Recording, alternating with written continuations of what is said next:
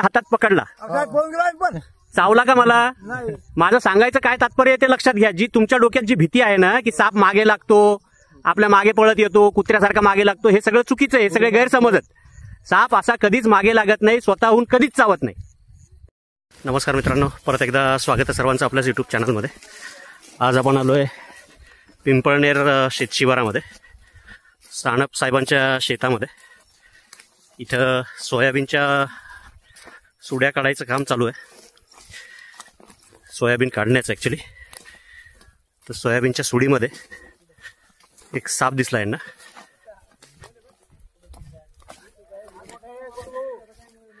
दोन आहे का एक आहे?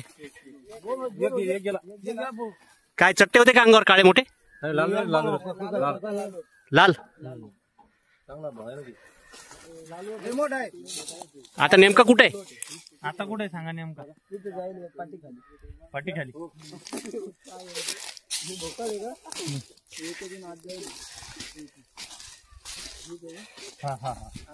म्हणजे चवळ्या खाली. एक काम करा, आता ट्रॅक्टर समोर घे. नाही, 2 मिनिट थांब जरा. खाली नळे बिळे असतील तर काही शक्य नाही बाबा. मग खाली नळ ना, खाली पहिलवान एक जण या इकडे, मोबाईल धर.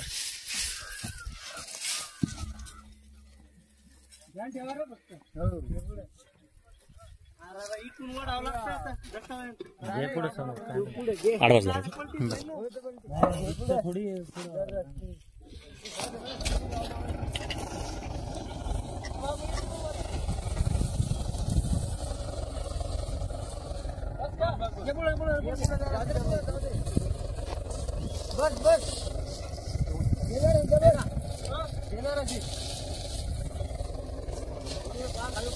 बस बस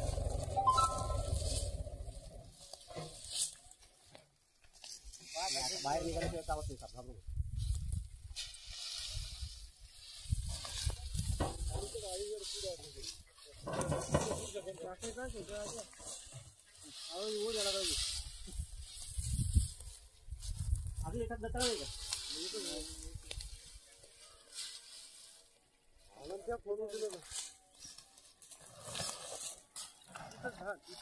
तुमच्या पायाखाली हद्दी दृष्टी तुम्हाला आज गेला. इकडे जावा, ते सरळ पुढे आला तुमच्या समोर.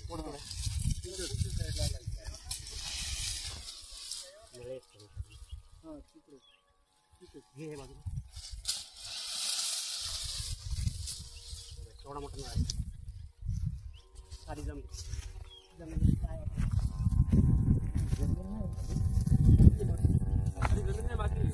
खाली कापड आहे ना, खाली नळानच नाही.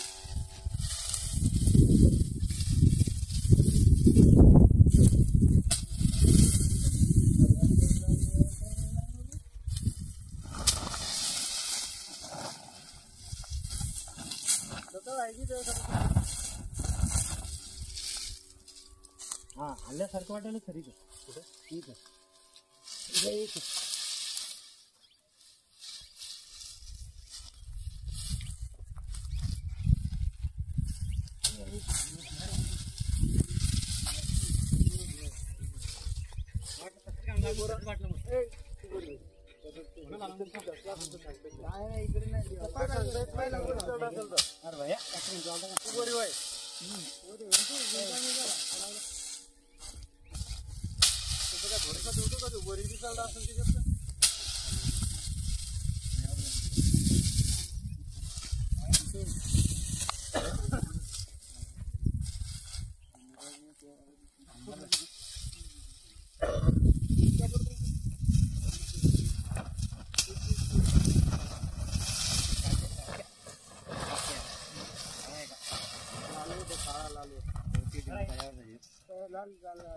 बापाच्या माग लागला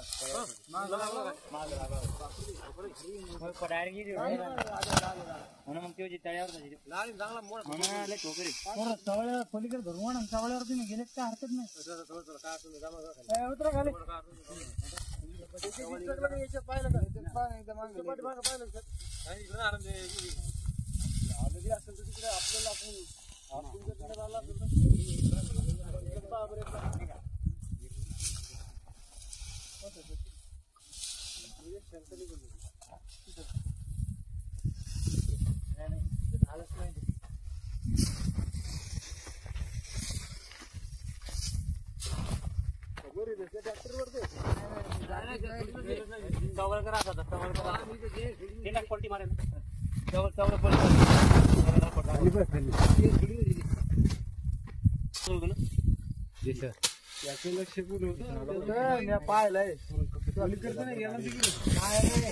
वापस नाही गेला हो इथं आम्ही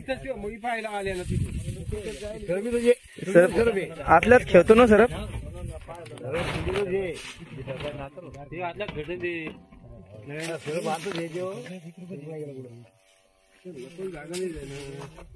वकिरे खाली लय मोठा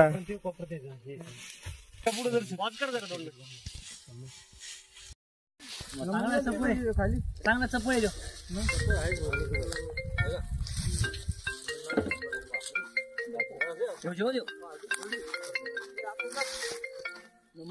सोयाबीनचं काढणं चालू असताना अचानक निघाला नागमध्ये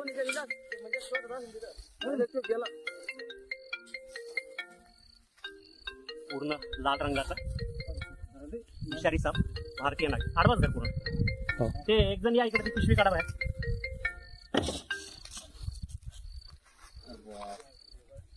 जबरदस्त कलर आहे फार कमीच सापडतात असे साप भारतीय नाग विषारी साप हो त्याला थोडासा दुबडा राहुल तू याच्यात गेला ना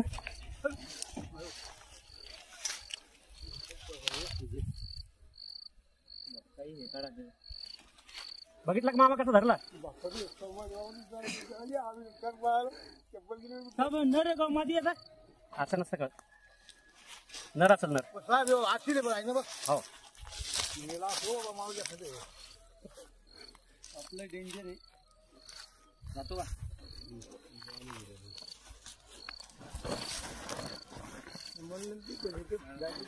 तरी तिथं सांग मी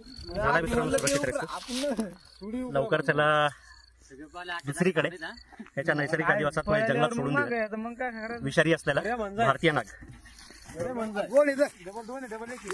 गेला तिकडे देऊ कोण माहिती गेला गेला गेला मी पाहिला अरे तुम्ही ज्यावेळेस इकडे पाहिले नाही तुमच्याकडे आलतो एक तिकडे गेला झाला पॅक व्यवस्थित या ना तुम्ही हे आहेत सानप साहेब ज्यांच्या शेतात सोयाबीन काढणं चालू होतं आणि आधी आता बरंच सगळं पूर्ण आधी सुड्या आम्ही पूर्ण विचकून टाकल्या होत्या पण त्यात काही दिसला नाही परत मशीन चालू करून जेव्हा सोयाबीन काढायला सुरुवात केली तर अचानक परत एका सुडीत दिसला त्याच्यामुळे मुद्दामून थांबलो होतो की एखाद्या वेळेस परत दिसेल दिसला कोणाला होता सगळ्यात पहिले हे आता तुम्ही पुढे या तुमच्या ज्या सुड्या आहेत ह्या ठेवलेल्या असतात शेतातच समोर आमच्याकडे साहेब आमच्या पुढे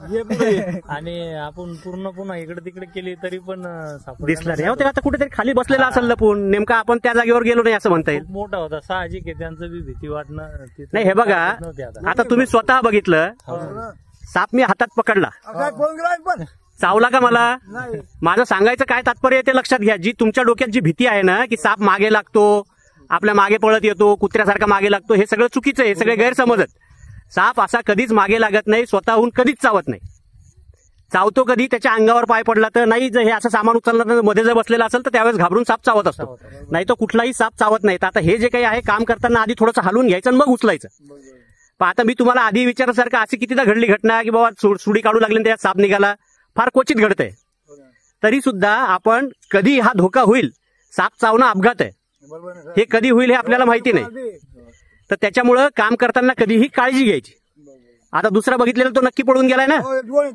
तिकडे समोर गेला निघून गेला तो. परत आला असेल तर सांगू शकत नाही समजा येऊ शकतो का परत असा नरमध्ये असेल तर? नाही, नर ते आता तसं नाही आता इथे एवढे माणसं आहेत म्हणल्यावर एवढी हालचाल झाल्यानंतर साप थांबतच नाही ना एक पळाला तिकडे एक इकडे आला असा. एक पळून गेलं एक तिकडे पळाला ठीक आहे एवढ्यावर परत दिसला तर मला सांगा येऊन त्यालाही पकडून घेऊ आपण ठीक आहे चालेल काळजी घ्या सुरक्षित राहा धन्यवाद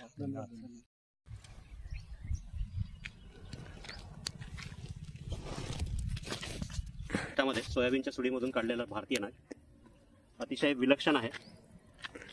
एवढा लाल रंगाचा नाग युजली सापडत नाही. आणि सगळ्यात महत्त्वाची गोष्ट म्हणजे आता व्हिडिओ दिसेल का नाही अंदाजा नाही, पण डोळ्याने दिसत आहे त्याच्या हुडवर बॅक साईडला मानेच्या तिथे एक छोटासा काळासा पट्टा आहे स्पेक्टॅकल मार्कच्या खाली. क्लोज घे थोडं. अंधारामुळे येत नाही सर. अतिशय विलक्षण कोब्रा. इंग्लिश नाव इंडियन स्पेक्टॅकल कोब्रा. एवढे लाल नाग युजली सापडत नाहीत.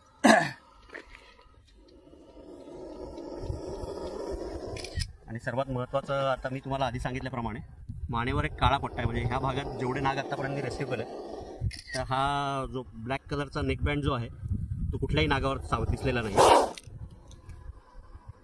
बहुतेक मेल असावा, कारण शेपूट एकदम टोकदार आहे आणि फणा जो आहे त्याचा तो एकदम लंबुळक आहे. समोर होणाऱ्या हालचालीवर त्याचं लक्ष केंद्रित असतं. म्हणजे बऱ्याच लोकांना असं वाटतं की तो जो कोणी गारुडी त्याच्यासमोर पुंगी वाजवत असतो तर त्या पुंगीवर तो नाचतो त्या म्युझिकवर. तर असं काही नाही आहे. पुंगी वाजवताना तो त्याच्यासमोर ती पुंगी जोरजोरात हलवत असतो, त्याच्यावरच त्याचं लक्ष असतं. आता तुम्ही सध्या बघू शकता जसा पाय माझा हलेल तर पायाकडेच त्याचं माझं लक्ष आहे. कारण सापाला जसे आपले कान असतात तसे कान नसतात सापाला. अंतर काही त्याला कान आहेत, पण सापाला ऐकू येत नाही. अतिशय रुबाबदार नाग इंडियन स्पेक्टॅकल कोब्रा. सुंदर लाल कलर आहे अगदी त्याचा.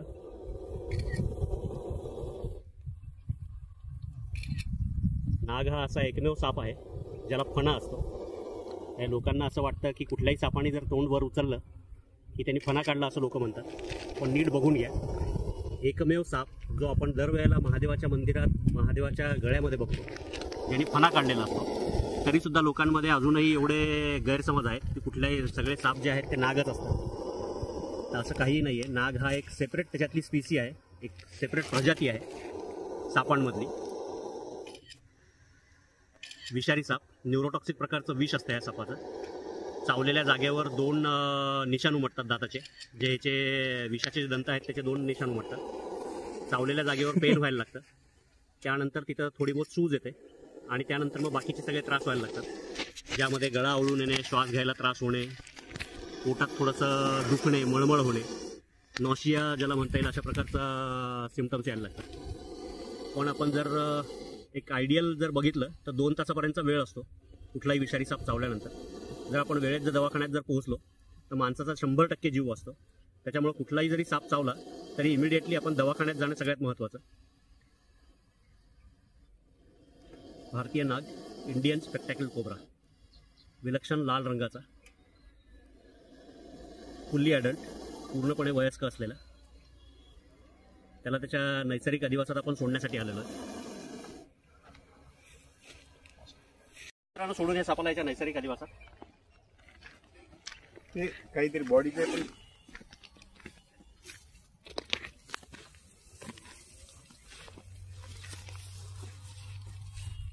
दिला मित्रांनो, सोडून या सापाला याच्या नैसर्गिक अधिवासात जंगलामध्ये. जर व्हिडिओ आवडला, सांगितलेली माहिती जर आवडली असेल तर लाईक करा. चॅनलला अजून सबस्क्राईब केलेलं नसेल तर सबस्क्राईब करा आणि कमेंट करायला विसरू नका. धन्यवाद.